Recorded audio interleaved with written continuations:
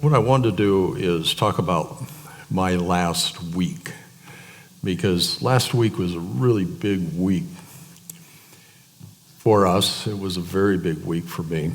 And I wanted to give you some insight into how I've seen God doing what God does in leading us and taking care of us. So I wanted to just kind of walk through the story a little bit, if you might. And I'd first like to go back and just recount briefly how we got where we are today. For a number of years, we've experienced a decline in attendance, and particularly in young families. And we've been very concerned about that, and we've tried to make and do what we could to correct that, actually actively for 15 years. And along with that, declining revenue. And as we've gone along, we've been given different promises and encouragement, and so we followed those things. We've taken care of the business. And then we came to 2018. And 2018 basically put us in a death spiral beginning summer. Now, what happened was we lost 3 foundational families, young families. The Michael and Carolyn Moody, youth pastor and secretary, Sean White and her husband Russ and their family, our children's director, and Tony and Rachel Song, who also Tony led worship from time to time. Each one of those couples was very important to NCC. And each one of them represented for us the future. And each one of them left for a different reason and not connected. They were called out, as it were, by very different things. One of them was a health issue, Sean White. So when we went through our first fruits in November, first fruits is, for me, a test. Are we going to get another year? And in order to get another year, we have to buy time. And I asked John Gabriel, I said, tell me, how much money do we need to bring in at First Fruits to make it next year? And John said, we need $250,000. I thought, okay. So that's what I prayed for. Actually, I prayed for $1 million. Actually, I prayed for $2 million, if you really want to know. I've been praying for $2 million for quite a while, actually. It goes back about 5 years. Yeah, I figure if you're going to pray, don't pray for exactly what you need, just double it. Never know what God will do. And you're not laughing. So anyway, we took those offerings on the 4th and the 4th and 11th. And our little church, which had grown down to under 100, gave $127,000. Now, that's astounding. That is really an amazing display of generosity, favor, blessing, the whole thing. It was just really amazing. But it was half what we needed. So I had to ask the question. I said, okay, God, what are we going to do about this? And God said, don't do anything until January. Wait until year-end giving occurs. Then you'll know the real picture, because there's October, November, December, first 3 months of our fiscal year. I said, okay. I liked that because I don't like to carry the weight of this thing. I like to move it to the future the way the Lord said to do. So I said, okay, I'll do that. So in December, we received another large gift of $50,000. And I thought, okay, this may mean something. So now we've got $177,000. So as we came into January, I asked John to reforecast what our year would look like based on the last 3 months of giving, based on our attendance, the decline, first fruits, the whole thing. He's an actuary, so he puts all those things together. And along about that time, it was January 6th, I was ready to go. I saw us being there another year. I saw us going forward. I saw the Lord basically taking us around the corner and giving us our future. I had faith. Sunday night the 6th, John sent over the forecast, and I happened to be up. I had gone to bed by the time he came through, and I got up around 1, 2 o'clock to take on some water, and yes, I read my email in the middle of the night when I get up. I'm the bad guy. So I opened my phone, read the email, and I went, oh, man. And best case scenario, we could get to June if we did heroic. Just if we went forward, we'd be insolvent in April. And that, along with Ray and Sharon Moody's retirement on January 3rd, was for me the signs I had asked from God about our future. That the declining attendance, the declining income, but basically the loss of our foundational infrastructure. Now it's 4 families, and very important families to our church. So I tried to imagine going forward, and I just knew it was wrong. I just said, this would be wrong to just push and push, knowing that the doors are going to close. It's just wrong. And I told the Lord, I said, what are we supposed to do? And first thing is what I've been telling you about a good death. You got to accept the reality. At some point, you say, God has spoken. At some point, you say, this is how it is. And I did that on Monday. I got some counsel. I wrestled with it. And I said, okay, I know this is it. But what is wisdom? Wisdom is when you say, I don't know how to think and I don't know what to do. So that's when you ask God for wisdom. James 1:5. Those who lack wisdom should ask God, and he will give it to them generously, freely, generously. He'll give us wisdom.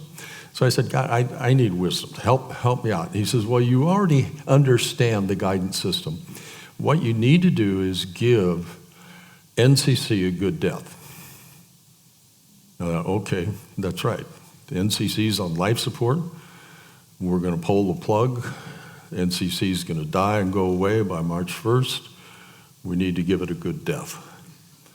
The next question was, what does a good death look like? So that week of the 7th, I put together a proposal of what a good death would look like. And got counsel, I tested it, I brought it to the board. The board chewed on it, voted on it, 100%, and so it was done. We did that palliative care thing where all the doctors say this is reality, and then the family says, yes, we understand that's the reality. And so that particular week from Sunday the 13th until the 20th was working behind the scenes to get in place and to sort out how to close the church. That's really very incidental, but April 16th at Discount Tire, I've told you about that. One of the things God comforted me with on Monday the 7th was, I anointed you at Discount Tire for this. I said, no, you didn't. You anointed me for the other thing that I wanted. This isn't what I wanted. Don't tell me you anointed me for something I didn't want. He says, well, it's my will, so now you want it, right? Do you ever pray the Lord's Prayer? May your kingdom come and your will be done on earth as it is in heaven, and I will happily, gladly embrace your will and be thankful. You haven't read that line in there? It's in there right after that. It's implied. Basically, the way we as Americans treat it is, show me your will, and then I'll decide whether or not what I think about it. We have no intent of just embracing it. And so God shows me his will. Now I have a choice. I either embrace it or I don't. Now, once you embrace it, things start happening. Grace starts flowing in another way that you would not experience other than that. And that's what happened. When I embraced the reality, it was like, wow. And God said, well, I've anointed you for this. You're going to be all right. You can do this. And he said, really? I've never done this before. It's all right. God has. And he knows how to do this thing. So last Sunday, we had some business that we needed to attend to. One was to read a letter from Ray and Sharon Moody about their retirement and leaving the church on the 15th as they headed to California for their yearly 6 weeks at Pacific Beach, which is where they are right now. And they had said, I asked them about sending them out, and they said, we really can't do that. We're just so raw. Can't do that. I said, okay. So they did share at our staff meeting. We prayed for them, sent them out. They did share at the board meeting. We prayed for them and sent them out. And then last week, what we did was, in order for us to have closure and to bless them, we put cards in the program for you to write a memory and a blessing. And then we'll put these cards, in the recycle baskets. And on Tuesday, we'll send them down to them collectively. So this is our way to reach out to them and say, even though we weren't able to do this on a Sunday morning, we have done this. We have not forgotten you, and we're very grateful for you. So just a reminder again about the cards and in the recycle. So also last Sunday, I think I'm out of sequence now, but that's all right. I met with Don and Jenny Weiler before the service. I had called them and set up a meeting because I wanted to honor them, but also I wanted to see if they'd be up to help me get out of the building. And I got an email from Dawn on Monday morning, the 21st, asking for the privilege of overseeing moving out of the building. Of course, I told him no. He said, I'm anointed for this. This is mine. Are you kidding? It was like, wow, okay, God, I love this one. Don has done our Saturday clean up the house. He does this kind of stuff for the city. He's a perfect guy to do this. So here's God putting the pieces together for a good death. And one of the really important pieces is how to get out of this building in the right way. And so Don's on board, and I am so appreciative of that. Don, stand up, and we're going to give you a hand.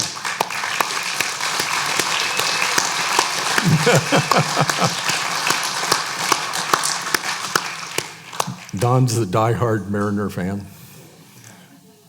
You'll always carry the torch for the Mariners, won't you, Don? You're the man.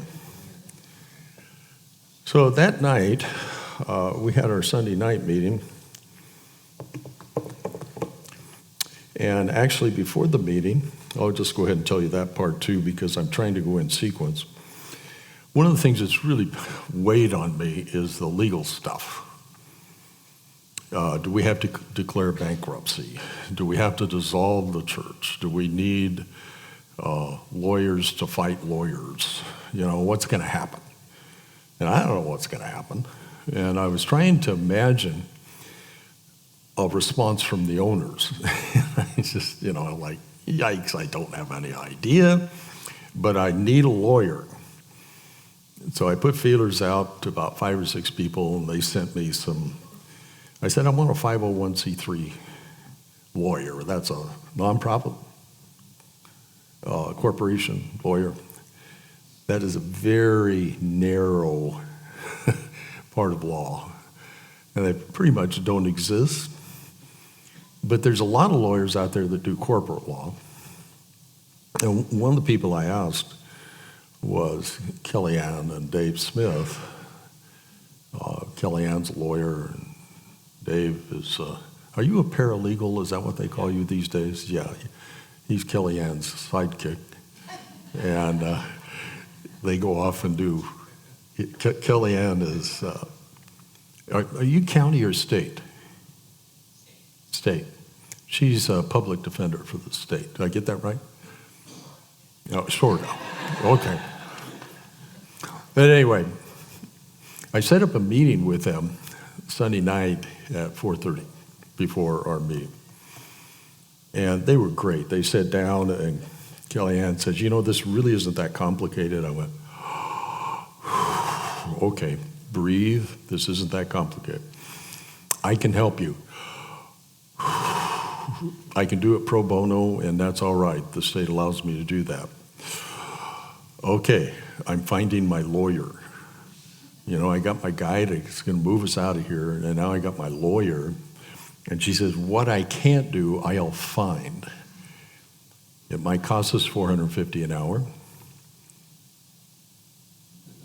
See what we're saving? I mean, this law stuff out there is really expensive. So having them on board was another one of those weights lifted off of me, which was huge. So we go into Sunday night, and I tell the story. And during the story, Chris O'Quinn, sitting right down there where Rod Russell is, raised his hand. And it was not something I could deal with at that time, with my focus and what have you, as far as question or comment or anything. So I deferred and said, I'm not going to take any questions. But that didn't mean I'm not interested in your questions or your concerns. I got a very wonderful letter from Lee and Janie Ricewick. Remember Janie that worked in the children's ministry forever? And are you guys here? Oh, there's Janie. Okay, I didn't see Lee, so I wasn't sure if you were there. There you are, Janie. Thank you for your letter. And in it was 4 or 5 questions, and they were perfect. I said, this is great. This is exactly what I'm looking for. And next Sunday, I'm going to answer those questions. And between now and then, I'm going to cry out to God for wisdom so I can answer them. Though I'm going by faith that I can answer them. You're supposed to laugh again. I got to get you guys on cue. Because there's stuff that's not easy. How do you answer the question, well, God gave us a objective, prepare the house. And we're halfway into preparing the house. God promised us provision, the Jubilee. We're halfway through Jubilee. So it's as though we got halfway and everything blew up. So how do we perceive that? What about the promises? What about all the stuff that we believe God said to us? And I'm actually really excited about that Sunday and talking about those things, because God has just kind of gotten in my head and spun it and given me a whole different perspective of things that I'm excited to share with you. So I need any additional questions or concerns you might have, and this is the way you get them to me, the connection card. You put them on this, and you throw this in the basket, and then I'll get them.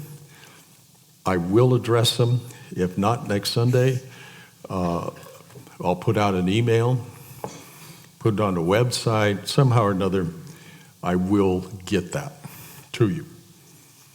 Also, Megan has requested that worship songs that have been meaningful to you at a powerful spiritual change point in your life.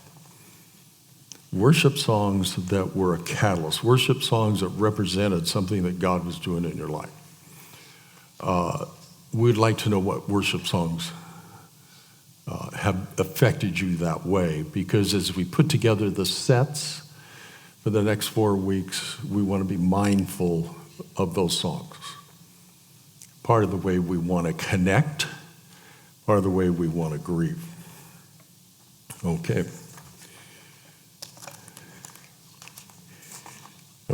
the big concern, I already took care of that. Page 3, my big week, Tuesday. Sue and I have learned to keep short accounts, which means we talk a lot. And we've learned how to talk to each other and be nice. And we do a good job of it. And one of the things we're dialoguing about is how much stress there is in our lives. And I commented to Jim House this morning. I said, "Hey, Jim, have you got anything for energy? I am just wiped out this morning." He says, "It's grieving." Yeah, I'm grieving. We're grieving. And I know some of you are going in and out of anger. Some of you are going in and out of, all kinds of different stuff that we deal with when we grieve. For Sue and I, because of our investment in the church, and John Wimber would say, nobody buys in at the level you do. And I understand what I'm saying when I say this. The church has been our life.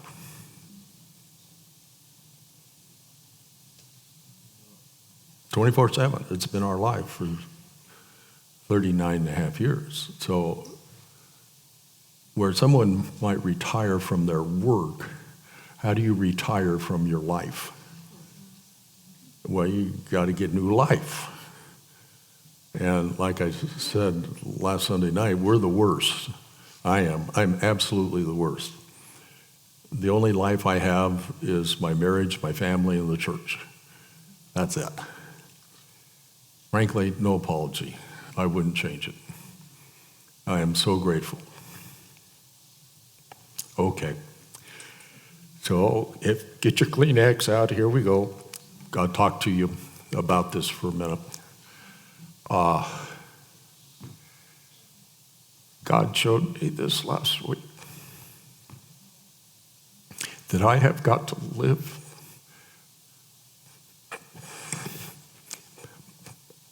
my dream, and that I have had the highest privilege that I can imagine.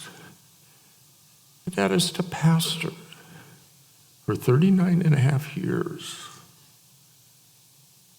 and to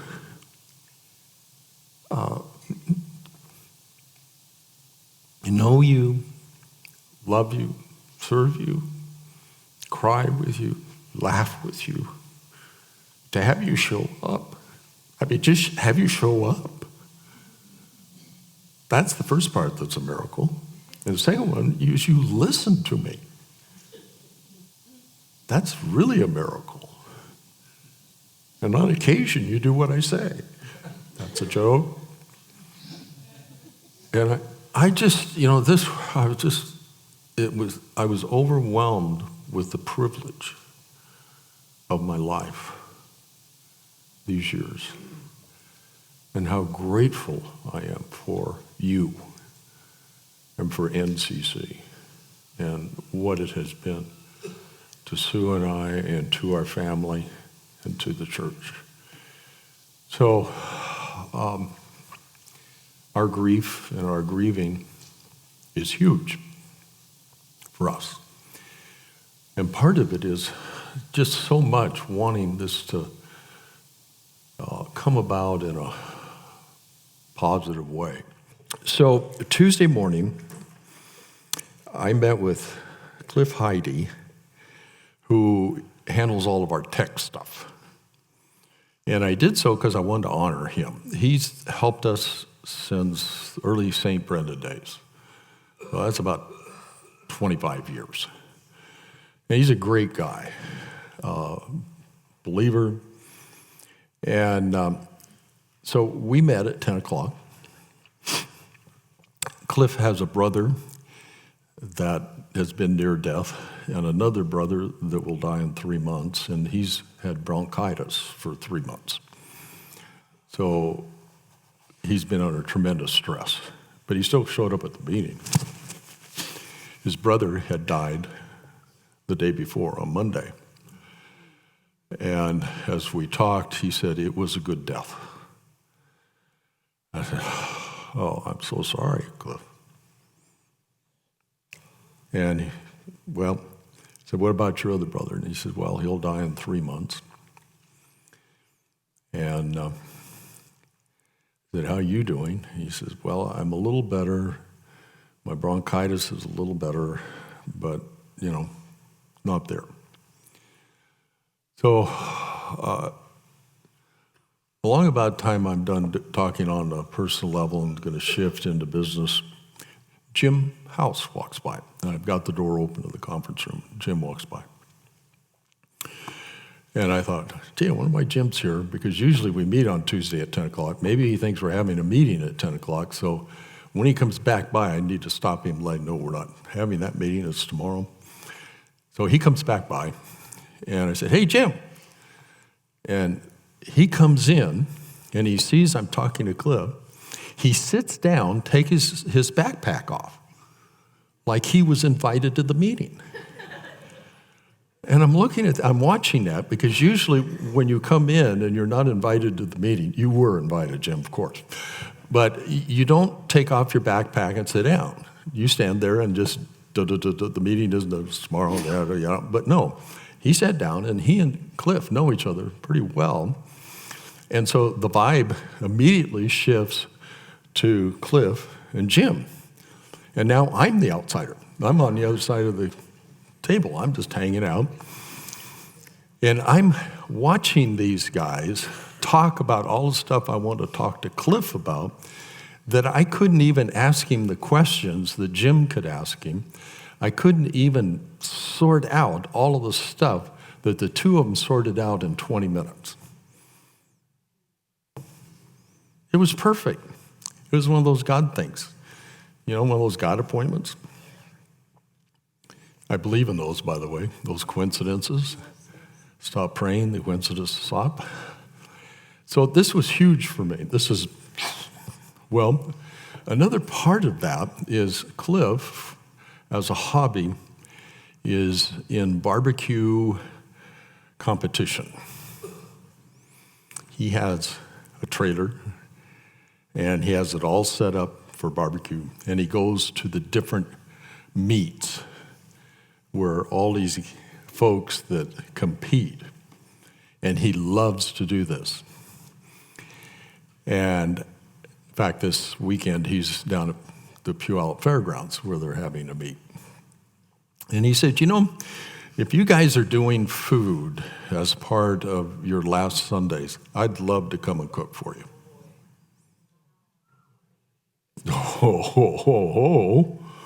Just so happens we're having a potluck on the 10th, And so the chefs can be in here for the meeting. They had requested not to produce the main dish. Now the main dish has shown up in the form of our man, Cliff Heidi, and his barbecue. He says, all you got to do is buy me the meat, and I'll prepare it. And I'll come on the 10th and serve it up. He said, okay, this we got to do. So we put him in touch with Frank, and Frank's going to get the meat. Cliff's, get a whole bunch of different things, Frank. Let's really do a blowout. The only concern I have is not having enough. If we send everybody home with as much as they ate, I'd be happy. Okay? Let's be crazy.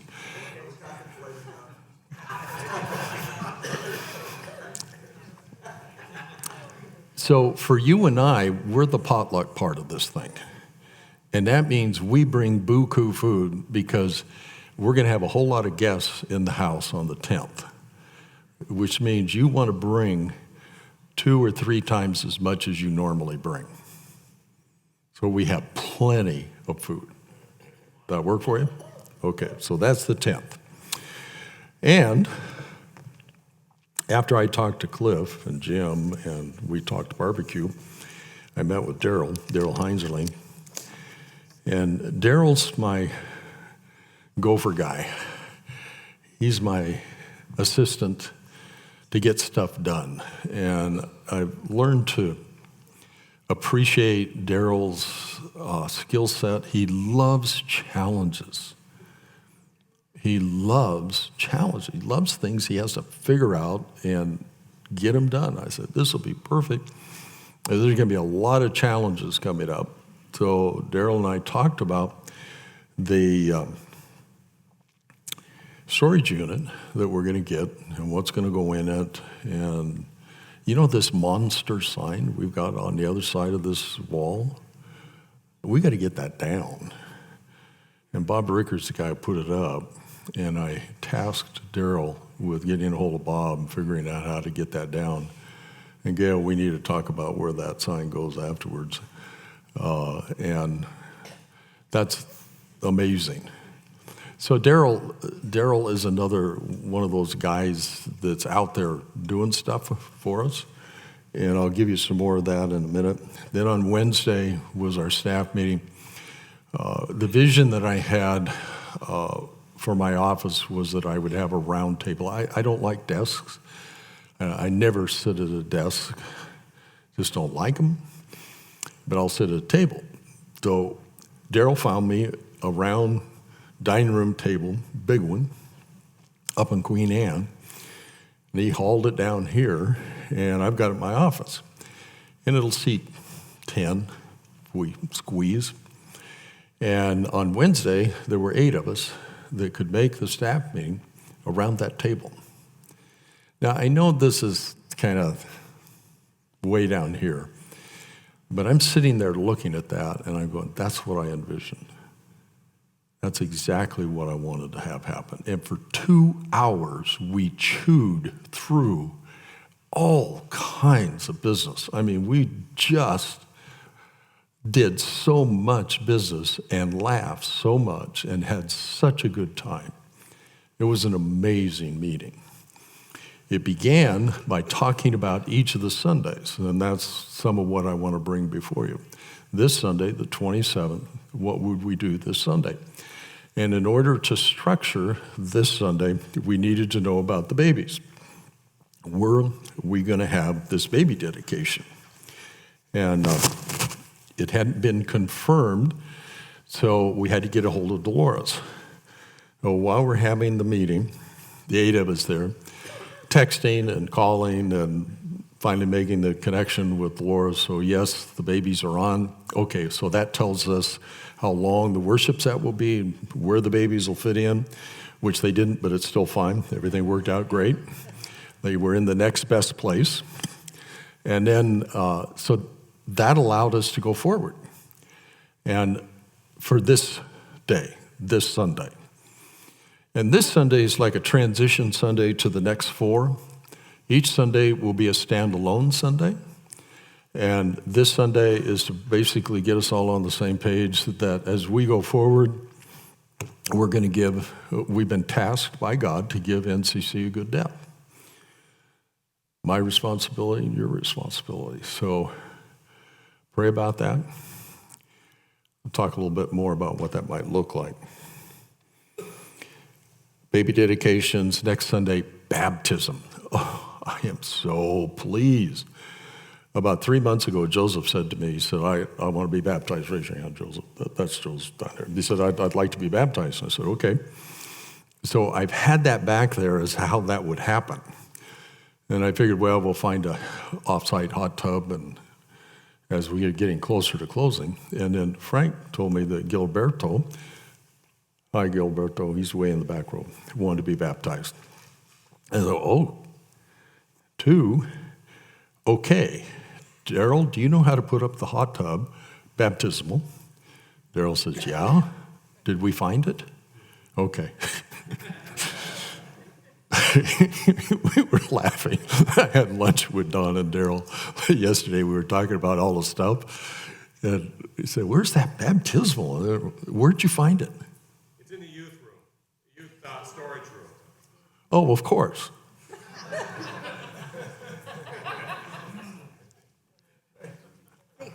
That made perfect sense. Okay.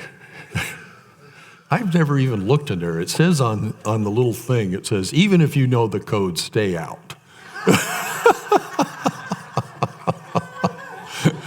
And of course, I'm obedient. So anyway, but we didn't know if Gilberto could come and be baptized next Sunday. So now we need to get a hold of Gilberto. I'm working on keeping your name straight. I hope I'm doing it all right.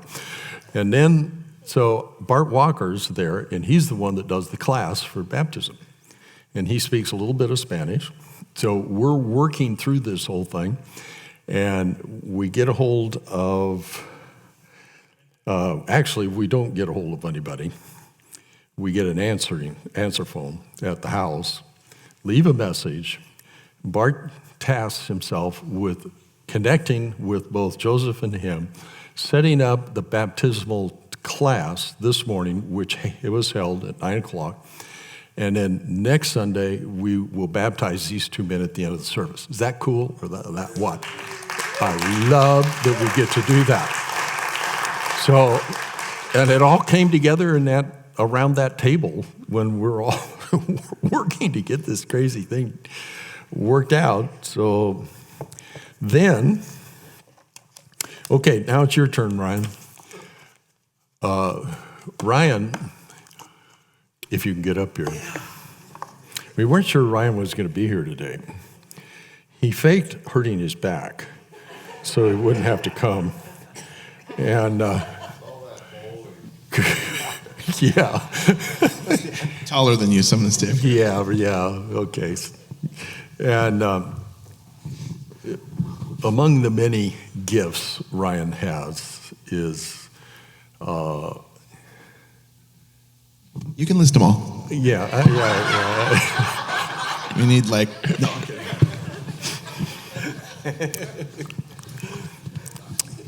How to connect using the internet, social media, et cetera, and how to promote, because he promotes his business on a continuous basis. So he's on the internet every day for long hours doing stuff. And a few months ago, he came to me and said, I'd like to bring what I know to the church and help the church connect to the community, but also to each other. So right now, the primary thing is, as we go forward, giving you a tool that if you want to stay in touch with each other, you can do that. Make sense to you? Okay, so he's going to explain that. And then when we came to Sunday the 10th, that Sunday is out of my hands entirely. I've just been told that that's going to be a celebration. And I asked while we were at the table, I said, should I be afraid? And particularly, and they said, oh, no, it'll be honoring and respectful, and that even made me more afraid.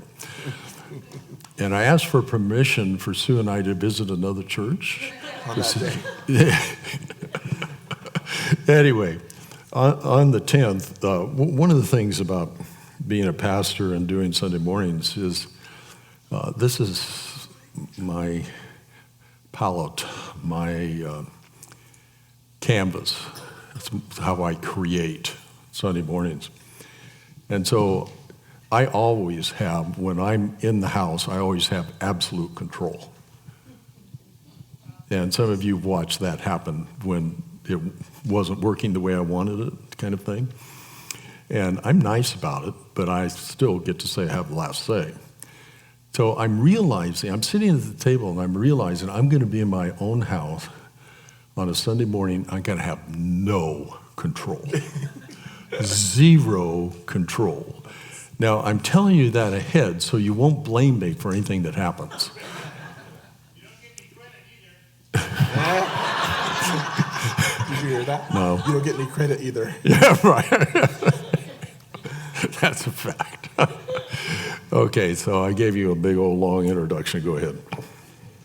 Okay, so I missed something earlier, and I need to acknowledge Dawn for running sound for us on Wednesday nights. Greg sets it up, and Dawn has always been really faithful to run sound on Wednesday nights. So can you say thank you to Dawn as well? Yeah, so this church has a lot of memory for Janine and I. There was a time where I walked into this church, and I wanted to walk right out. Just didn't feel connected, didn't feel in touch, didn't feel this was really my church, and all that's changed. I want to stay in touch. I want to stay in touch with you. You want to stay in touch with each other. Out there, I met my wife. Out there, she pursued me. At the door, I asked her for dating advice on another woman because I'm smooth like that. Okay? Right about there, I proposed to her. Right about there, I got married. And right here, we had our baby dedicated. And so we won't be able to do that for our second son. But this church has a lot of connector points for us. And I know it has a lot for you too. So there is something that we've done. The website is still active. You can find news on what's happening on the website calendar and whatnot. But there's a thing called Meetup. There's been flyers in your bulletin. It's very easy to join / maybe a little bit hard to join sometimes in the app, but just email questions. We have nccmeetup.org reserved, and that points to our Meetup page. Really, it's just a matter of just joining, and then you get a confirmation, and then you can find out. It's a great connection point. You can find out what's going on. You can invite people to something that you have created that you want, that's going on, that you want people to come to. You can, potlucks, movie nights, bowling nights. I'm already dressed for that, okay? Like, as I mentioned last week, TPing Greg's house. Don't turn the sound off.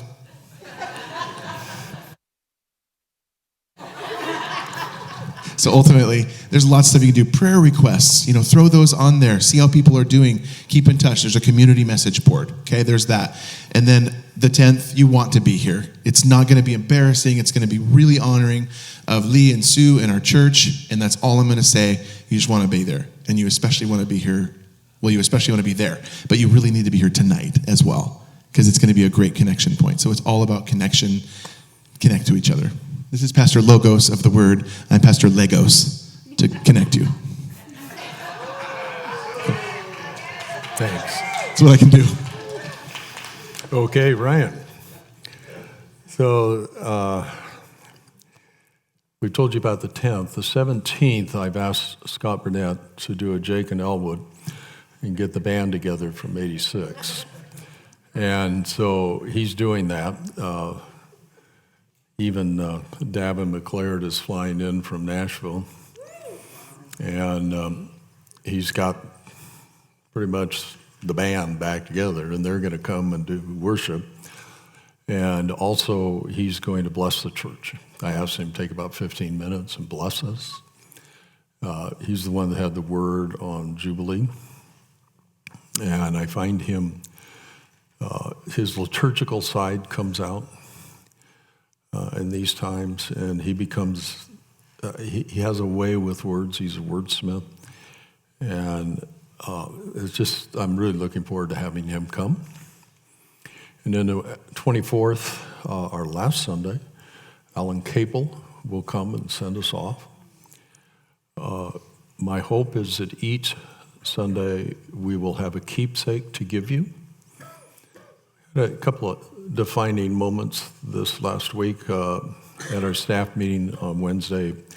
Sue Thompson, our youth director, said, I was up in our loft, which is an affectionate term for our junk attic, or whatever. I mean, it's not all junk up there, but it's a scary place. Don't go up there unless you have a guide. You need a GPS to get through it. So she was up there, and she said, I touched things that had memories. She was crying. Okay, this is part of grieving. So then on Thursday, right before I met with the realtors, Gretchen stepped into the conference room where I was, looking for the pictures that we had taken at ACR. And we'd taken them down in order to put up the whiteboards. And she says, I don't have to have the picture, but I would just love to have a copy of, a picture of the family. So I want to take that. I've asked Daryl to find a particular one that I would like to use, the one with Melvin Adams, and gifted that particular picture, and to have copies made up and to be able to give out those copies. But there are other things that I'd like us to be able to give you. Kleenex boxes. Good memories of NCC. Signature Kleenex boxes. Yeah. So I think there's probably more of a connection there than any of us want to admit.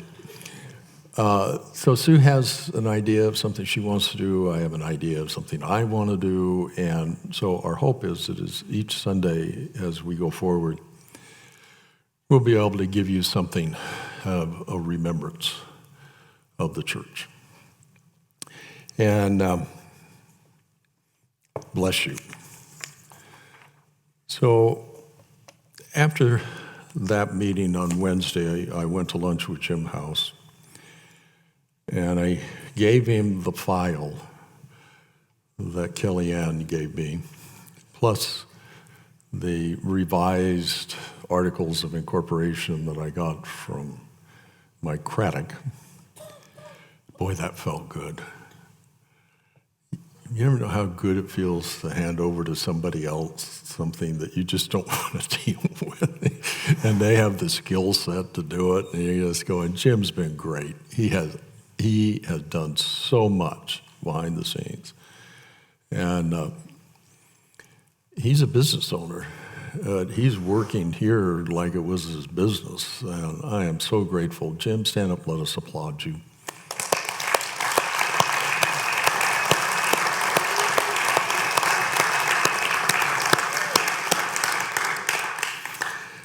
There are things I can't tell you because it's not appropriate to talk about it at this point.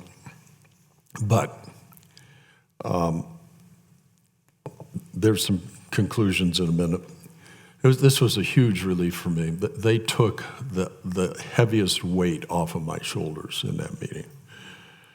And when I came out of the meeting, I also had a follow-up meeting with Ken from River City Wind Band to talk about them being able to leave and how that was going to go. Last week, what it felt like for me, this is Sue and I in our little, how big should our boat be, Mike, for two people that don't know how to sail? Don't go out on the water, okay. 12 feet. He's a sailor. Let's make it 22 feet. How's that? Is that all right? Okay. So soon I have this little 22-foot sailboat. We don't. You're imagining this. And we're heading for the harbor, and we're out quite a ways, and we can see where the harbor is, and we can see the weather between us and the harbor, and it looks really ugly. And I'm thinking, oh man, I don't know if I'm that good a sailor. I don't know what's going to happen, and da-da-da-da-da. After talking Person's unnamed. it was like all the weather went away. It became perfectly fair weather, a 7 to 10 mile an hour wind, and I could see the harbor, and it was like everything was fine. Feel difference. And so what it's like for us, we're going to sail into the harbor, go back into a protected area. We're going to drop our sail, drop our anchor, and we're going to hang out until November 8th. That's our 75th birthday. And then we're going to put the sail up again. We're going to drag the anchor up again, and we're going to say, okay, God, what's next? Until then, we're going to hang out in that harbor. And Sue wanted to make sure that you knew that our hanging out in the harbor didn't mean we didn't want to see you. She was afraid you would interpret it the way I would say, I'm going to the back of my cave, and there's a big occupied sign on the door. No visitors, no solicitors, go away, bah humbug, Grinch, whoever. And I said, no, that's not what's going on. We still want to hang out. But we know that we're not supposed to engage ministry. I am retiring from being a pastor March 1st. And I need to learn how to not be a pastor for a while. What we're going to do to begin with, I met with Don and Daryl to get this outline. We'll be scheduling some Saturday work and some weekday stuff that Don will bring to us next Sunday. We'll focus on personal items to get out of the church. Junk. How many cans of... There you are. How many cans of paint? 100? Hundreds, plural. Hundreds,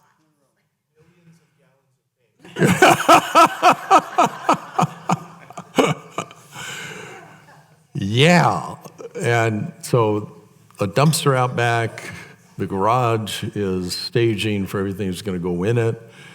You know, what we're trying to do is separate the junk out. And certainly the paint was part of that. Corporate records, all of the records that are important will go in our storage unit. And Jim is sorting those out. And Daryl will be responsible to get those in our storage unit. Remembrances. As we go through and we look at things that we connect to, there are likely going to be things of little or no value that we'll just put out and you can take if you want. If we have, I think, did you say you found 2 boxes of NCC coffee cups? Light the fire again, coffee cups. Okay.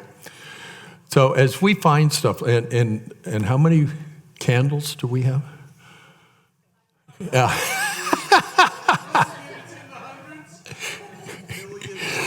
You know, after a while, you know, you accumulate stuff in the, yikes. So we're going to put this stuff out for the family, for you. I want Brandon wants the dinosaur toys.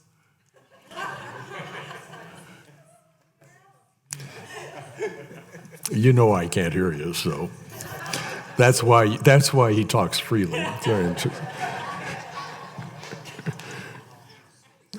2 will tell me all later where I am. Okay, you guys want to come on back, your worship team? I appreciate your patience. I appreciate being able to update you. You know virtually everything I know at this particular point, and we're going to keep you appraised of what's going on. There's no rush. We can do this systematically. Don will outline jobs that need to be done, and you can help and be part of that as we go forward. And each Sunday we'll come together and we'll grieve together and laugh together and take care of each other and say our goodbyes or see you laters, hasta luego, and give NCC a death fitting for a church that we dearly love. Love you, bless you. May you grieve well. May you look beyond and see into the future. Spring is March 20th. Daylight savings is March 10th. Around the corner. So think of that in terms of your future. It's around the corner. It's coming. And I want you to be prepared for it as much as I can help you. Here I'm being over responsible again. Be prepared for it. Father, thank you. Thank you for your incredible kindness to us. We're so grateful. In Jesus' name, amen.